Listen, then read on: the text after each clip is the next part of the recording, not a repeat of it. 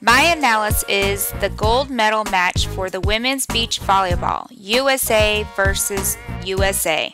There's a lot of storylines here, so let's get started. From Horse Guard Parade in London, Misty May-Treanor and Kerri Walsh-Jennings want to make history and increase their own legacy. They are going for their third straight gold medal against fellow Americans Jen Kessy and April Ross. Kessy and Ross have something to prove too. They want to introduce themselves to the world and make themselves the new names for U.S. beach volleyball. Kessy and Ross are former world champs and now they want gold. Misty and Kerri, best defense team in the tournament. Kerri, the #1 blocker in the world, Misty, the #1 digger. On the other side, Kessy and Ross, best offensive team in the tournament. Kessy, 2 NCAA championship titles. Ross, best server and hitter on the 2011 international team. Kerri Walsh-Jennings, this is her 4th Olympic Games. She started with the USA indoors team in 2000, and the last 3 Olympics she spent on the beach.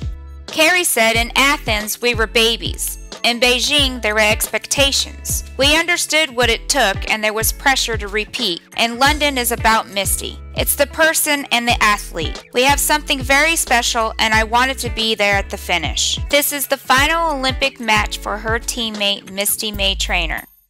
Misty May-Treanor's dad was a 1968 Olympian on the U.S. men's volleyball team. These two teams have played each other over 13 times on the World Tour, and most recently, Kessy and Ross beat Kerri and Misty in Beijing in May of this year, 2-0, at 24-22 and 24-22. Kessy and Ross have been the only team during the Olympics to serve Kerri Walsh-Jennings. It is considered to be a very risky strategy, but if they can make Kerri tire out, they may have a chance. For 11 years, teams have served Misty May-Treanor, so she has become used to taking a beating on serves.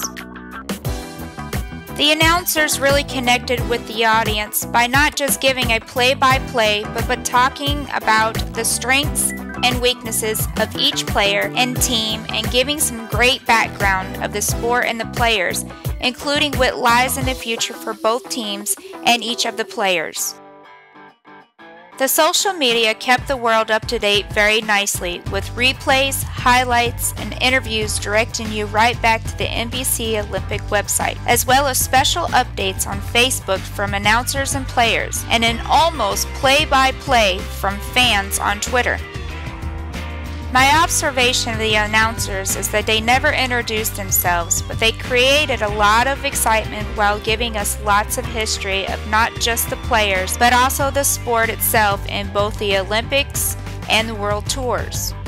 As you heard me mention earlier, they gave headline after headline in between each volley. The information they provided was not only informative and technical, but some of it was great fun info that was just interesting to know. The reason I picked this particular game was because it was specifically challenging for the U.S. announcers due to the fact they had to announce a game that was U.S. versus U.S. and create excitement towards both sides without sounding biased to either.